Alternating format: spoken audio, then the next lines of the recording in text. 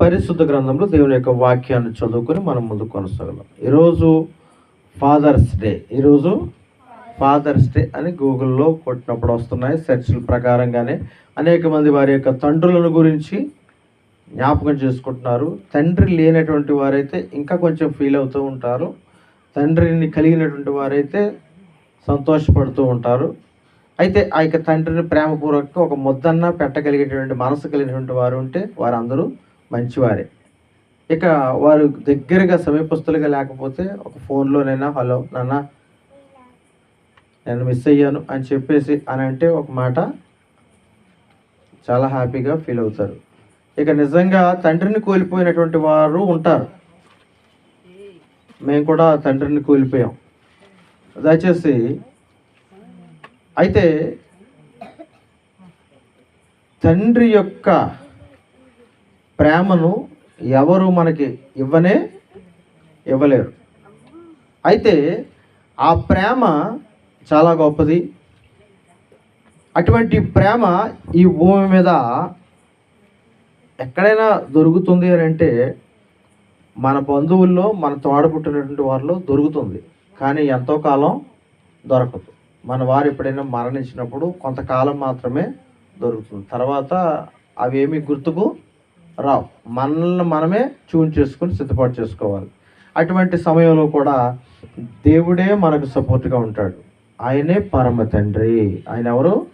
పరమ తండ్రి. అందుకని సర్వ సృష్టికర్త అయినటువంటి దేవుడు ఉన్నతమైనటువంటి ఉద్దేశాలతో, ఉన్నతమైనటువంటి ఆలోచనలతో ఆయన మన పట్ల ఒక ప్రత్యేకమైనటువంటి ప్రణాళిక కలిగి ఉంటాడు. ఈ ప్రణాళిక అంతట్లోనూ కూడా మనకు తెలియపరిచేది ఏంటంటే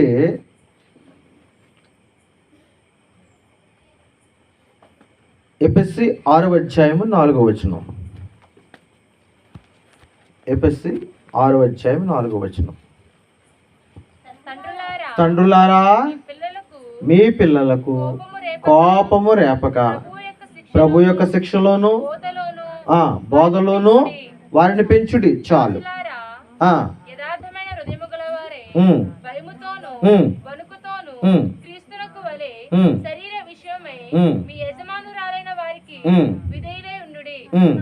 మనుషులను సంతోషపెట్టువారు చేయునట్లు కంటికి కనబడుటకే కాక క్రీస్తు దాసులమని ఎరిగి దేవుని చిత్తమును మనపూర్వకంగా జరిగించుచు మనుషులకు చేసినట్టు కాక ప్రభువునకు చేసినట్టే ఇష్టపూర్వకంగా సేవ చేయుడి చాలు. లోకములో అనేక మంది తండ్రులు ఉన్నారు. ఆ తండ్రులు పిల్లలకు అనేకమైన ఈవులు అందిస్తూ ఉన్నారు.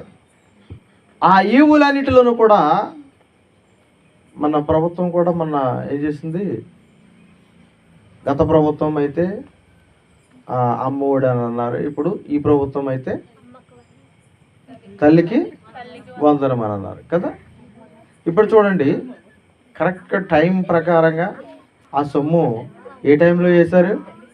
ఆ స్కూల్స్ తెరుస్తున్న టైంలో పుస్తకాలు కొనుక్కోవటానికో, ఫీజు కట్టుకోవటానికో, కొంత ఊరట కోసం కదా. ఎంత బాగుందో చూసారా? అయితే అలాగని మనలను అలాగే ఆ సొమ్ము మీదే ఆధారపడి చెయ్యాలి అని అంటే కొన్నిట్లకి సరిపోతాయి తప్ప పెద్ద పెద్ద స్కూల్స్లో సరిపోవు కదా. అయితే వారి వారి స్థాయిలను బట్టి, వారి స్థానాలను బట్టి వారు ఏర్పాటు చేసుకుంటూ ఉంటారు. అయితే ఎప్పుడు కూడా తల్లిదండ్రులను పిల్లలు ఎప్పుడూ కూడా నానా నువ్వేం చేసావు అని అడగకూడదు. నాన్న నువ్వేం చేసావు అని అడగకూడదు. ఎందుకో తెలుసా? ఆ తండ్రి తన కష్టార్జితంతో తన ప్రయత్నం తను చేసి పెట్టి నిన్ను పెంచి పెద్ద చేస్తాడు.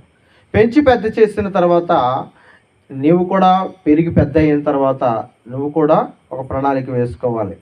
నీ భవిష్యత్తు యొక్క ప్రణాళిక నీది.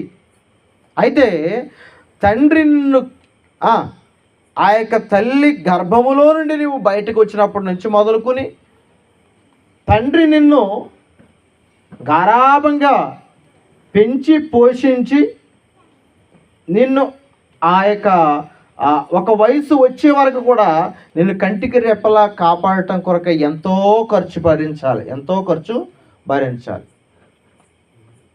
అయితే పిల్లలారా మీరు అనుకుంటారు, మా నాన్న నాకు ఏది స్థలం సంపాదించలేదు, ఇల్లు సంపాదించలేదు, మా నాన్న మాకు ఆస్తిపాస్తులేమీ సంపాదించలేదు అని చెప్పేసి బాధపడుతూ ఉంటారు. మీరు వాటన్నిటిని కూడా సంపాదించుకోవడానికి దేవుడు మళ్ళీ మీకు ఏమిస్తాడు? దీర్ఘాయుష్ ఇస్తాడు. తండ్రిని సిగ్గుపరచొద్దు. బ్రతికున్నటువంటి తండ్రిని చావు లంచుల్లోనికి వెళ్ళిపెట్టేట్లుగా అవమానపరచొద్దు. ఇక మరణించినటువంటి వారి మీద చెడు ముద్ర కూడా వేయొద్దు. ఎందుకంటే ఏదో గాలికి పెరిగిపోయామో, ధూళికి పెరిగిపోయామో, ఎలాగోలాగని మనం అందరం కూడా తండ్రి లేని బిడ్డలమైనటువంటి వారం కూడా మనం ఏమైపోయాం? పెరిగిపోయాం. నిలదొక్కుకోవటానికి మనం ప్రయత్నం చేయాలి. మనకంటే దీన స్థితిలో ఉన్నవారు ఇంకా అనేక మంది ఉన్నారు. అయితే దేవుని యొక్క వాక్యములో ఉన్న మాట ప్రకారంగా మనం చూస్తే, పిల్లలకు కోపము రేపక వారిని ఎక్కడ పెంచాలి?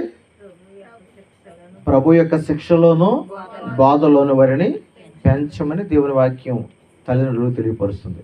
తల్లిదండ్రులారా, మీరు సంపాదనలు సంపాదించి మీరు పెడతారో లేదో తెలియదు, కానీ మీకు కుదిరితే పెట్టండి, లేకపోతే లేదు, కానీ ప్రభు యొక్క బోధలో మాత్రం వారిని పెంచండి.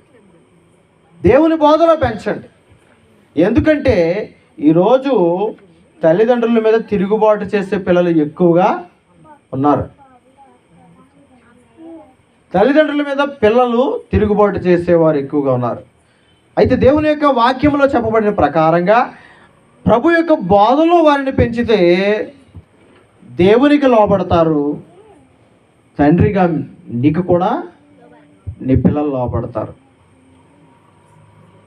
అయితే దేవుని యొక్క వాక్యములో ద్వితీయోపదేశకాండము 6వ అధ్యాయము 6వ వచనం నుంచి చూస్తే, ద్వితీయోపదేశకాండం 6వ అధ్యాయం 6వ వచనం నుంచి 9వ వచనం వరకు చూడండి. నేను నీకు ఆజ్ఞాపించు ఈ మాటలు మీ హృదయంలో ఉండవలెను. ఎక్కడ ఉండాలండి? హృదయంలో ఉండవలెను. దేవుడు కూడా తల్లిదండ్రులకైనా పిల్లలకైనా మరలా వారి యొక్క పిల్లలకైనా ఎన్ని సంతానాలు ఎన్ని తరాలున్నా వారందరికీ కూడా పరిశుద్ధ గ్రంథం ఇలా తెలియపరుస్తుంది. నీవు హృదయములో ఎక్కడ ఉండాలి? ఇవన్నీ దేవుని యొక్క మాటలను నీ హృదయములో ఉంచుకోవాలని దేవుని వాక్యం తెలియపరుస్తుంది. చదువమ్మా. నీ ఇంట కూర్చున్నప్పుడు, త్రోవను నడుచున్నప్పుడు, పండుకొనినప్పుడు, లేచినప్పుడు వాటిని గూర్చి మాట్లాడాలి.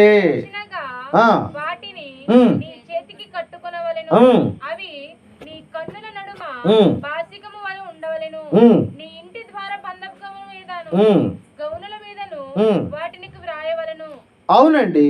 అంటే నీకు ఇంట్లో ఉన్నా, బయటికి వెళ్ళినప్పుడైనా, బైక్ మీదైనా, కారు మీదైనా, లేకపోతే కొన్ని అధ్యాయాలు, కొన్ని వచనాలు కంఠస్థ పట్టేసి నీ హృదయంలోనైనా నీ మెదడు చురుకుగా దేవుని యొక్క వాక్యములో నింపబడాలి.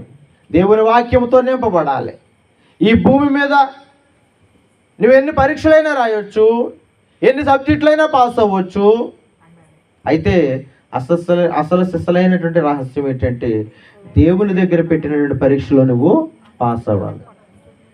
ఏమండి, ఈ భూమి మీద ఉన్నటువంటి పరీక్షలు పాస్ అవ్వకపోయినా నీకు సపోర్ట్గా తల్లిదండ్రులు ఉంటారు. పిల్లలకి ఉంటారు. అలాగే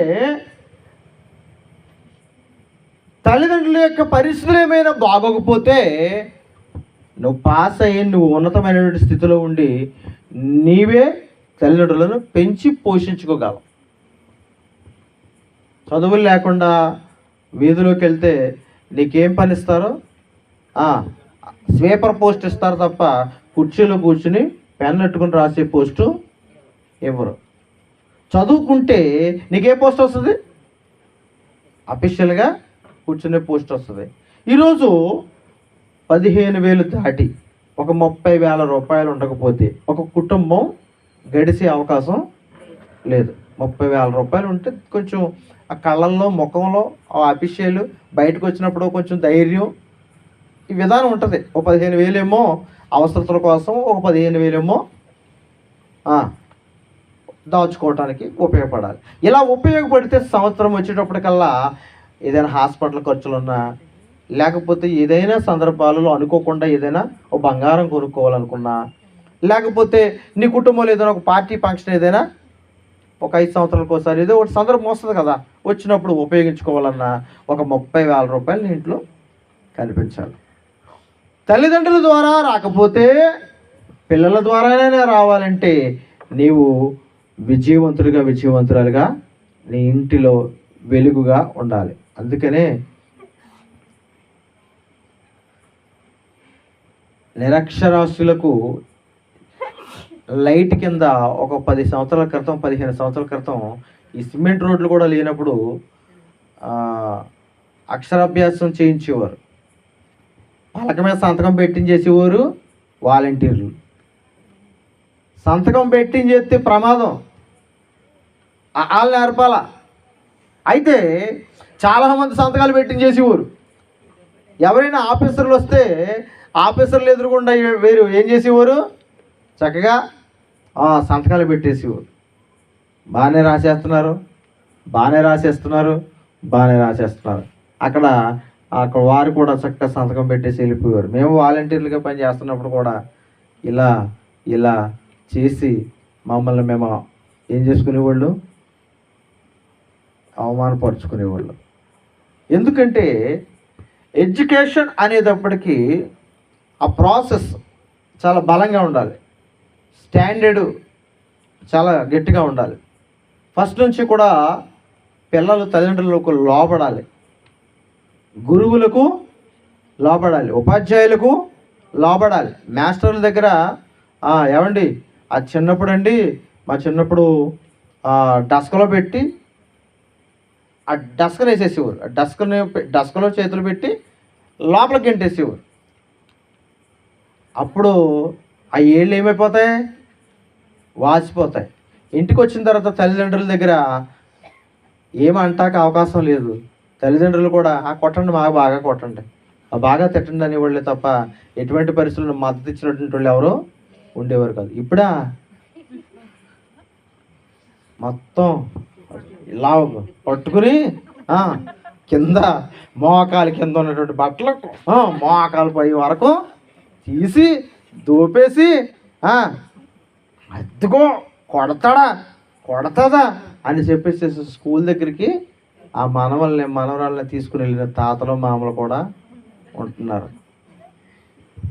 పెద్ద అయిన తర్వాత వీడికి ఉద్యోగం లేదు, వీడికి వ్యాపారం లేదు, వీడికి గాలి గంగల్లా తిరుగుతున్నాడు అని అన్నప్పుడు ఏ గుర్తుకు తెచ్చుకోరేళ్ళు, మా పిల్లల బతుకుల్ని మేమే పాడు చేశాము అని అనుకోరు. ఆ రోజు విడిచిపెడితే ఈరోజు ఏమవుతారు, ఉన్నతమైనటువంటి విద్యావేత్తలు అవుతారు. కొంతమందికి ఆహారం దొరకకే ఇబ్బంది పడుతున్నటువంటి కుటుంబాలు ఉంటాయండి, కానీ వారు ఉన్నతమైనటువంటి స్థానాల్లోకి వెళతారు. వాళ్ళు రాసినప్పుడు, పరీక్షలు రాస్తున్నప్పుడు వారికి మంచి మంచి ఉద్యోగాలు వస్తాయి. ఏమండి, ఎక్కడికి మన ప్రియులు ఉటాల మన సామేల్ గారు వారి యొక్క కుటుంబంలో వారి పరిస్థితి ఏంటి, వ్యవసాయ పని చేసుకొని చక్కగా ముందుకు కొనసాగుతున్నటువంటి పరిస్థితి కదా. వారి కుటుంబంలో నుండి దేవుడు ఏం చేశాడు, ఆ కుమారుడికి రైల్వేలో ఆ కో-పైలట్ ఉద్యోగం ఇచ్చాడు అని అంటే ఇక్కడ వాళ్ళ జీవితంలో చాలా లైఫ్ టర్నింగ్ పాయింట్స్ అవుతున్నాయి కదా. అందుకని తల్లిదండ్రులు వ్యవసాయం చేసి ఎన్నో బాధలు పడి పిల్లల్ని పెంచి పెద్ద చేసిన తర్వాత వాళ్ళకి చదువెక్కితే వాళ్ళ స్థాయి మారిపోద్ది, పరిస్థితులన్నీ మారిపోతాయి. వారి జీవితాల్లో కనివిని ఎరగలేనటువంటి ఆనందాలు పొందుకుంటారు.